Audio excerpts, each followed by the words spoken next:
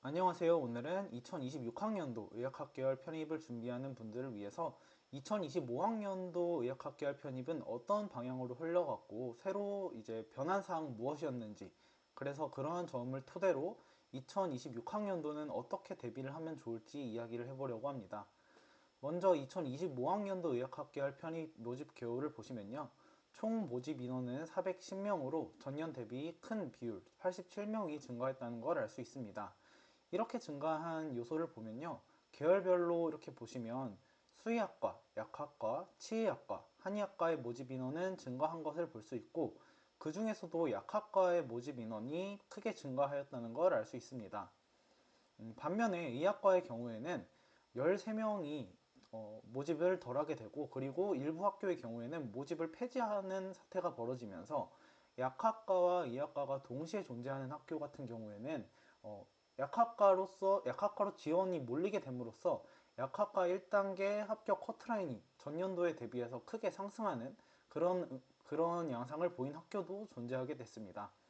그래서 이런 식으로 모집 인원이 변화하였습니다. 그래서 약학과 편입 규모를 보시면요.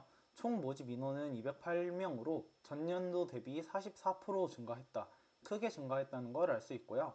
그 중에서도 편입 모집을 신설로 한 대학은 순천대학교, 가톨릭대학교, 동국대학교가 있었습니다.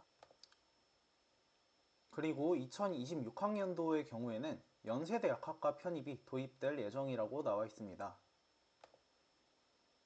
네, 자세한 사항은 연세대학교에서 발표한 2026학년도 약학대학 편입학 전형 예고사항을 참고하면 알 수 있는데요.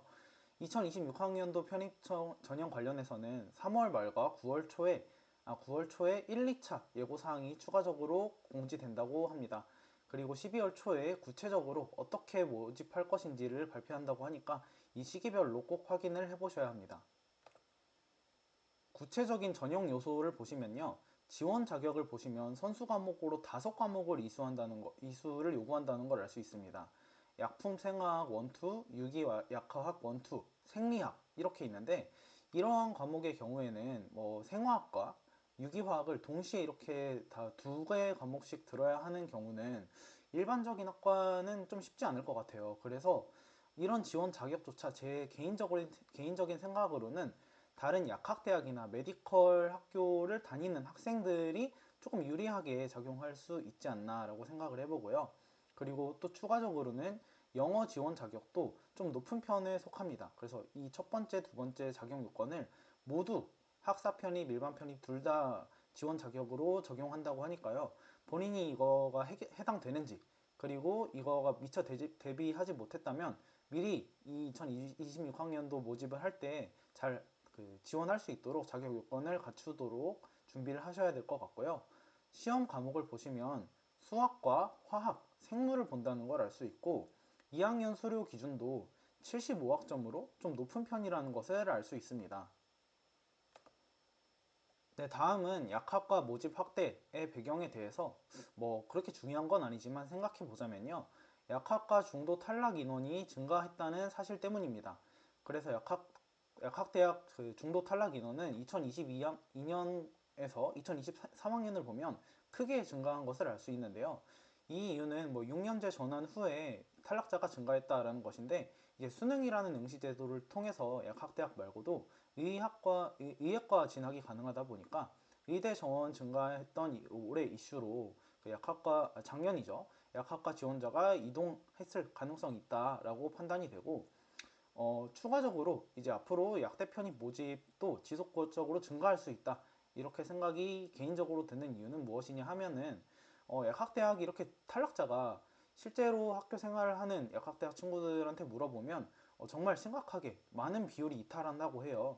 그래서 이렇게 반수 같은 요인으로 이탈하는 인원 말고도 수능으로 이제 선발을 하다 보니까 약학대학 같은 경우에는 다른 의학과나 치의학과하고 다르게 졸업을 하고 그 군복무를 하는 남자 친구들이죠. 남자인 친구들이 졸업을 하고 군복무를 하는 경우보다 2학년 끝나고 가는 비율이 많아요. 그러면은 정말 3학년에 가게 되면 정말 큰 비율의 인원이 이탈이 일어나게 되고, 학사 운영에 있어서 조금 어려움이 있을 수 있기 때문에 그 부분을 좀 편입으로 채울 수 있지 않을까 이렇게 생각이 듭니다. 이거는 이제 어디까지나 제 개인적인 생각이고, 이제 2025학년도에는 크게 늘었기 때문에 이것도 정말 긍정적인 요인으로 이 모집 인원이 유지만 된다고 하더라도 좀 유리하게 작용할 수 있다라고 보여집니다. 다음은 2025학년도 대학별 선발 방식 변화입니다. 그래서 정량평가 대학에서 주요 변화를 보시면요. 순천대와 동국대가 선발을 신설하게 되었고요. 경성대학교 같은 경우에는 필기 공인영어 이 비율이 공인영어의 비율이 조금 더 높아지도록 조정이 되었습니다. 그리고 계명대와 충남대를 보시면 GPA 반영을 제외하도록 이렇게 모집 요강이 변경된 것을 볼 수 있습니다. 그래서 구체적으로 2025학년도 약학과 모집 요강을 이렇게 보시면요. 계명대의 경우에는 GPA가 반영이 안 되는 게 아니라 GPA 반영이 10%로 변경이 된 것을 볼 수 있고요. 2단계에서 GPA가 10이라는 비중으로 평가를 하게 되고, 충남대의 경우에는 원래 같은 경우에는 직업국약대 특성이다. 1단계에서 공인영어와 GPA를 동시에 평가하는데 GPA 요소를 없애고 공인영어 항목으로만 1단계를 선발합니다. 그래서 이렇게 되면은 이런 식으로 만약에 변화하게 되면 공인영어 1단계 합격 커트라인 자체가 매우 높아질 것으로 예측됩니다. 그리고 학점은행제라는 것을 하는 것이 유리한지 조금 더 진지하게 고민을 해봐야 합니다. 그래서 학점은행제에 관한 거는 이전 영상에서 약대 편입 학점은행제의 진실이라는 제목으로 영상이 있으니까요. 그 영상도 참고해 보시면 좋을 것 같습니다. 네, 다음은 정성대와 이렇게 정량, 정성 혼합으로 평가하는 대학들의 대학별 선발 방식 변화를 나타낸 것인데요. 여기서 이제 성균관대와 차이과학대가 변화가 있었고, 특히 경희대의 경우에 1단계에서 이제 전에는 5배수였는데 10배수를 선발하도록 이렇게 변화를 했습니다. 이런 것도 2025학년도에 큰 변화라고 볼 수 있고요. 이제 모집 이 1단계 배수를 많이 선발하게 되면 1단계가 아니라 2단계 평가로 다시 이제 승부를 볼 수 있는 1단계에 준비할 수 있는 요소들이 조금 미비하더라도 필기고사 성적이 좀 미비해도 뒤집을 수 있는 여력이 있다라고 볼 수 있습니다. 그리고 2025학년도 약학대학 1단계 커트라인이 어떻게 변화했는지 보면 전반적으로 경쟁률과 커트라인이 상승한 것을 볼 수 있는데요. 공인영어 커트라인이 원래 같은 경우에는 970점대를 목표로 준비하셔라 라고 말씀드렸는데, 이제는 뭐 충북대학들 같은 경우에는 이제 의대 편입을 2025학년도에 충북대가 하지 않아서 영향일지 모르겠는데 매우 높은 커트라인을 기록한 것을 볼 수 있습니다. 그래서 이제는 공인영어도 970점대가 아니라 985점 이상으로 준비를 하셔라 라고 말씀을 드립니다. 그래서 앞서서 충북대 약대에서 벌어졌던 그 커트라인 상승에서도 알 수 있듯이 2026학년도도 의학과 정원이 어떻게 되는지가 약학대학 커트라인에 큰 영향을 미칠 것이라고 생각하고, 또한 약학대학 정원이 이렇게 연세대학교 같은 경우에는 신설을 하니까 이렇게 약학대학 정원이 어떻게 변화하는지에 따라서도 또 커트라인이 바뀔 수 있다라고 생각합니다. 긍정적으로는 뭐 순천대, 동국대 이런 학교들이 생겨남으로써 정량대학교, 그러니까 이전에 스펙 같은 요소들이 조금 미비하더라도 도전해 볼 수 있는 학교들이 좀 증가했다는 건 긍정적인 사실이고요. 그리고 저희 투납 편입을 통해서 효과적으로 2026학년도도 다음과 같이 필기시험을 준비할 수 있습니다. 네, 구체적인 필기시험 대비 전략에 대해서 말씀드리면, 일반적으로 이제 메디컬 편입에서 지필고사를 수행한다 라고 하면 생물이나 화학을 평가를 하는데요.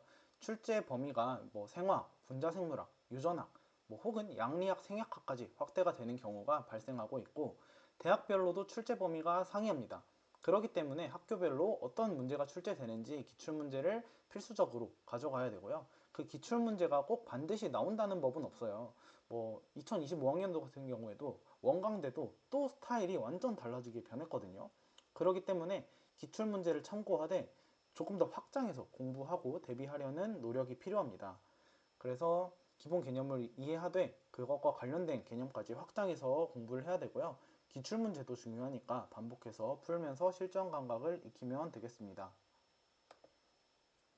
네, 다음은 면접 준비 전략인데요. 이 부분은 뭐 지금은 그렇게 크게 중요하게 와닿지 않을 수 있는데, 어, 예를 들어서 전형 요소가 1단계, 2단계 혹은 3단계까지 이렇게 가는 경우는 1단계의 점수가 축소되고 2단계의 점수가 또 축소되고, 그런 식으로 이전 단계에 있는 점수들이 그 크게 변별력이 없게 축소가 되기 때문에 그 다음 단계에서 뒤집거나 안정적인 점수를 확보하거나 하려는 노력이 중요한데 보통 면접 평가 같은 경우에는 2단계 이후에 있기 때문에 이러한 요소들을 잘 공략을 하셔야 됩니다.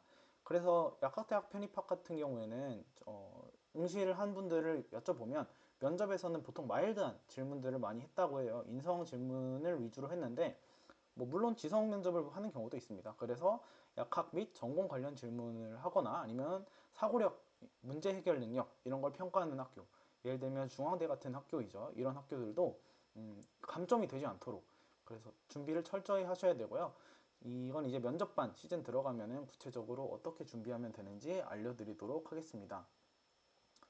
오늘은 2025학년도 메디컬 편입, 그중에서 특히 약학과에 초점을 맞추어서 어떤 식의 변화가 이루어졌고, 그리고 2026학년도에는 연세대학교 편입학을 실시하면서 편입학 예고사항에 대해서 간단하게 살펴보았습니다. 그리고 2026학년도는 어떠한 요인이 중요한 변수인지 살펴봤는데요.